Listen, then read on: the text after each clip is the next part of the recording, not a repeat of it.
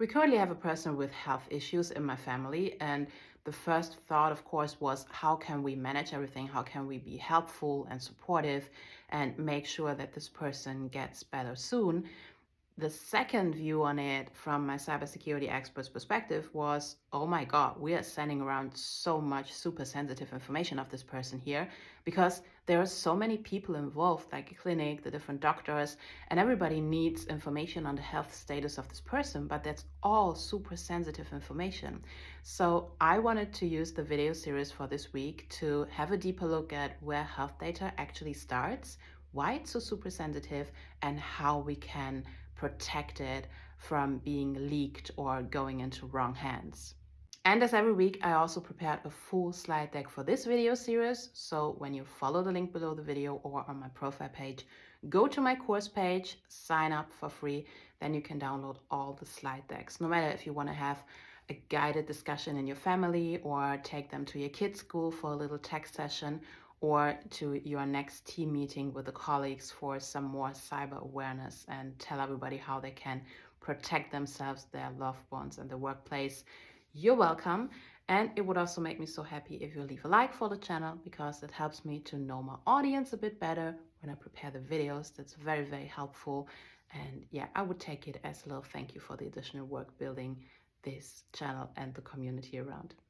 Taking you to cyber research for a moment. So whenever we work in this area, it's a lot about like pattern recognition and seeing the differences from patterns and how they should be. But it's also about like validating data points.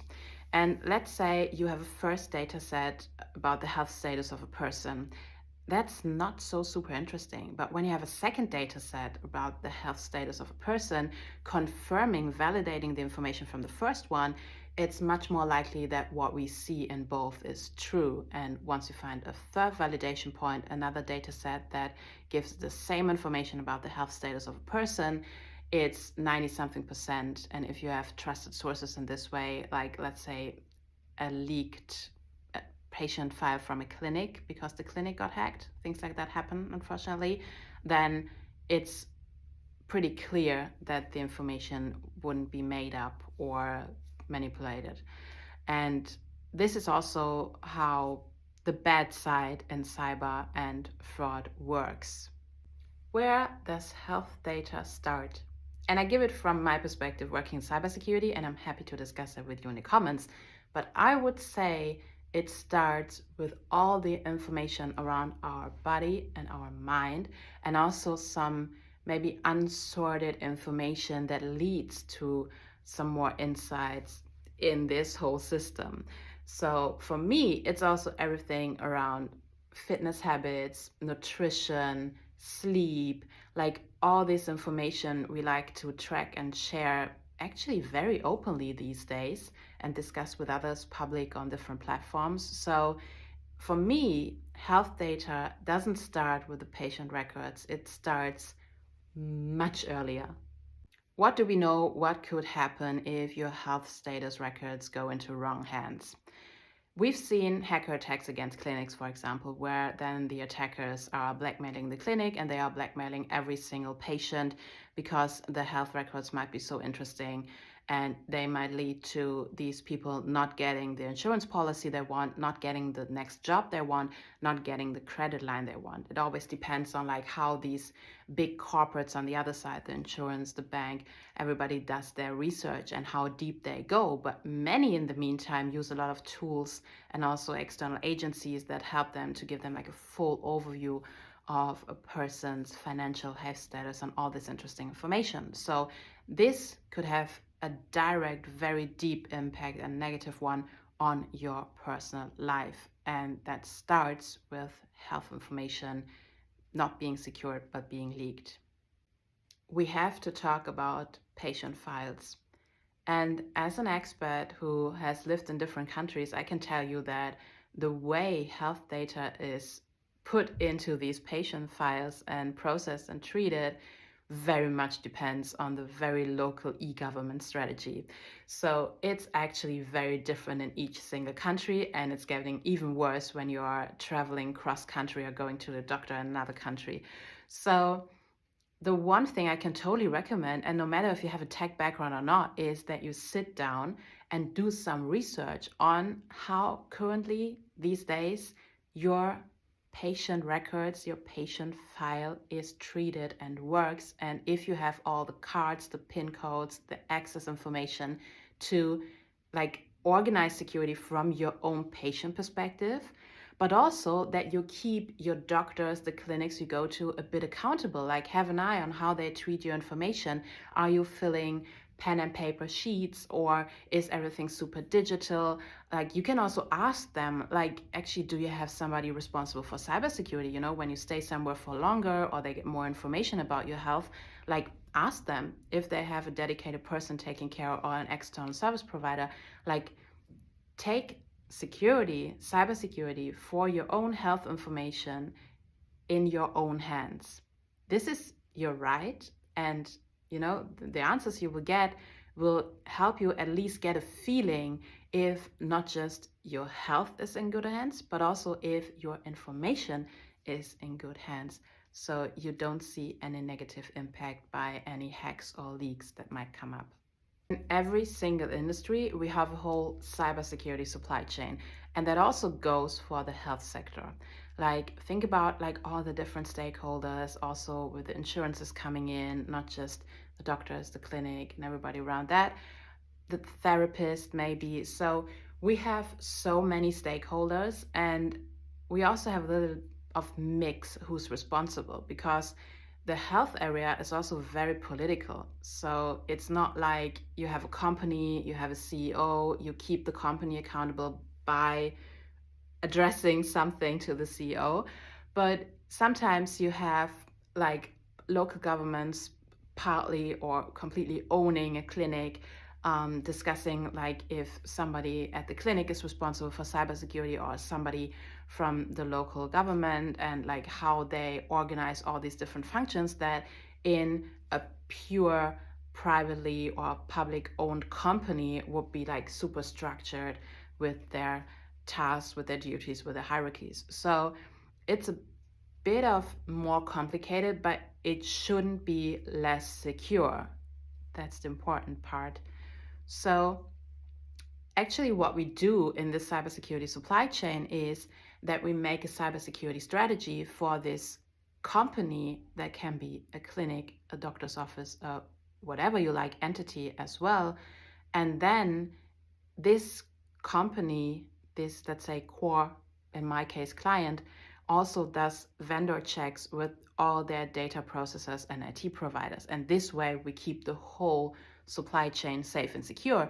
And from your patient's perspective, that means that when somebody at the company, the clinic, the whatever in health you are in contact with is taking care of cybersecurity, you can be sure that also the whole supply chain where your data is processed is safe and secure. And in case something would happen, like there are hacker attacks, there are fraud attempts, but you have people taking care of contracts, making sure that there is segmentation, there is data minimization, there is a reporting timeline. So it's much less likely that your personal information, your health status, would be leaked and would end up somewhere publicly on the internet. Something I also want to mention, following my definition earlier on, not every company or health provider I'm thinking of when I think of securing your patient information is actually a real health provider. Think about fitness apps, think about supplement companies, online shops, think about the life coach, health coach, sports coach, whatever coach you have, you discuss your own body status with. Think about self-help forums, or like every area where you leave information, as I said, on the status of your body, of your mind, or how you feel, if you feel healthy, if you don't feel healthy, if something's going on in your body. Like all these areas, and this is a much broader environment in this case than just pure doctors and clinics, are having information around yourself, how you feel, your mind, your body. And for me, this is health information. But for others, the source for health information, when they think about it, might be more limited. with this whole hype around longevity, and I'm also interested in that. I'm not against that. I'm a fan. But there are also a lot of test providers, like you can do a gut test, a blood test, or whatever test. You order it from the internet and then you send it back to a laboratory where you don't even know where they are. But when I see all these providers coming up and I have a deeper look at them, and I'm sorry, I can't get out of my skin. I'm a cybersecurity expert. Of course, I'm testing these platforms as well. And I see that a lot of them don't even have standard cybersecurity measures. And it's so visible they don't have that, that it's like not even taking a minute. Then it makes me sad. And I think we should do better. But I can also recommend to you as a patient, and especially when you don't have a technical background, that you maybe ask somebody who's working in tech who can have a look at the website. As I said, you can see it in a minute, like if the company has a minimum cybersecurity strategy and some measures in place to keep accounts safe. So you would get your information, and like there should be security standards so not everybody can get your information, but just you yourself. This is easy to view from a techie's perspective. So really have a look at it and get some help before you order these tests and before they have your information and before they know your health status and put them on your sometimes not so secure platforms. I'm asked very often, like, where are your trackers? Where's your ring, your band, your smartwatch, or whatever? Are you not tracking your body status and your health information? And I'm like, no. Because for me, it's peace of mind. And from a cybersecurity perspective, it's also like the information I don't produce can't get leaked. And if I would have any health issue, like I'm regularly seeing my doctors, then like we would track for some time and I would ask the doctor for feedback.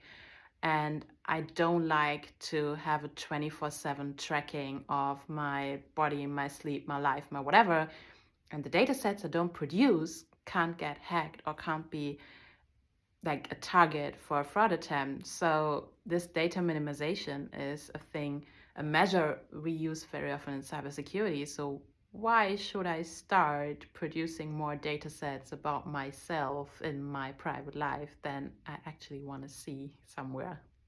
Doctors like to say Google is not a doctor, Bing is also not a doctor, and no AI tool is made to be your personal doctor and give you feedback on your health status. And I think it's important to repeat that and spread the word, because there's still so many people who think that, for example, ChatGPT can be a friend, a doctor, or a therapist, and that's not the case. And also, when you use these search engines or tools, you produce a lot of like search or chat history with them. So that's also super interesting, super sensitive information. So if it gets into wrong hands, that can be super dangerous. But also on the other side, like from the tools perspective, the business behind, like we've seen so many business partnerships that are at least worth to think about it, where every startup or scale up at some points might want to organize an exit event. And exit can also be being sold to a company who has a total different data protection strategy towards their customers. So every time you use actually any kind of tool, also keep in mind that it produces a history, a data set around you, and that also, depending on the business model behind and also the tech setup and the maturity of the tech team as well, like functions could change or corporations could change. And this way, your, in this case, health data could also be at risk. So it doesn't necessarily have to be a hacker attack, a prompt injection with an AI tool or anything like that. It can simply be too much information in the wrong place. And on the other side, a change of business model that could also be very dangerous for you as an individual. I just learned that elderly people also in care homes like to use voice assistants because they might not see so good anymore. They might not be comfortable like typing anything or pushing a button, but they use the voice assistant as a real assistant like all day long to make their life better. And this is not the problem, but there are voice assistants that are made for this way of lifestyle. And there are some that are not made for this lifestyle and that are actually listening all the time, because, the voice assistant also has to listen if you talk to the voice assistant to get it started. So in many contracts for these voice assistants, but also many other technical solutions, also like self-driving cars and whatever, there is this little phrase saying that the company behind can maybe not get all of the information all day long, but some information for, let's say, product improvement. This is what mentioned very often. And that means that it's actually some kind of a backdoor that this company can listen to your conversations as well. To, like, let's say somebody's talking in a care home about their financial situation and their last will or something like that. Like, you don't want this information with a company that actually made a voice assistant for, total different situations. So when you have somebody in your family who maybe gets a bit older and thinks that this voice assistant can be helpful or is going to a care home, then definitely help them to find the best solution that makes sense in this situation and it doesn't leak personal information and very sensitive discussions within the family to a company where you maybe don't want to have it. So again, sit down, do your research, in this case you for somebody else maybe, and help people to find the technology that works for them also in care situations. When we learned about the health issue of the person in my family, one thing we also discussed was like, who are we telling about it? Because these days you have so many people who are searching for sensation and are gossiping about people. And if there's any interesting health information, this is definitely something that would spread within groups or a village or somewhere. So we kept the people, the circle of people who knew about this status very, very, very small, so that there would not be any gossiping or also no like confrontation of the person so often with this like questions for health status and anything. And this is what I can totally recommend. First of all, it's also very, very helpful with keeping the mental health up for everybody, but it also helps to like not spread this information and all this data around with so many people. So the smaller the group of people who knows the details of a health issue, a health status, the less likely it is that it goes into wrong ears or hands or public in some cases, depending who you are and who are you taking care of. So be very, very careful and aware that you need a strategy around this information of family and friends and colleagues and people around. And of course, that also goes for all the different chat groups people are in. Think about them as well. In cybersecurity and every single industry, we see this big shift from, let's say, the technical attacks that you also see in the movies, like when there's a hacking attack against IT infrastructure and then somebody blackmails a company for bitcoins or whatever, or wants to destroy the company because if the infrastructure doesn't work anymore, they can't work anymore. Like, this is, in the meantime, a small part of cybersecurity and something we have covered in our frameworks and with our mitigation measures pretty well. But the bigger and growing part is this digital fraud. And this is also where health data is very, very interesting for attackers, because we don't want this publicly on the internet. So of course we want to secure it. And a lot of people would also pay to keep their health data secure once an attacker gets access. So this is something that actually every single person who has access to health information has to take care of. But to be able to do so, actually everybody would need some, at least minimum, cybersecurity training.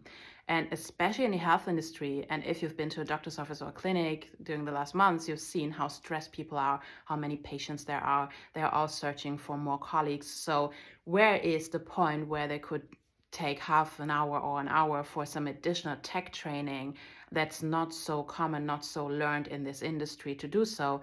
So we all have to get better to secure our health information, and also to have these discussions also with like the doctors and their colleagues, their people working in their offices, the nurses, and also like be more aware and talk about it to protect this sensitive information all together.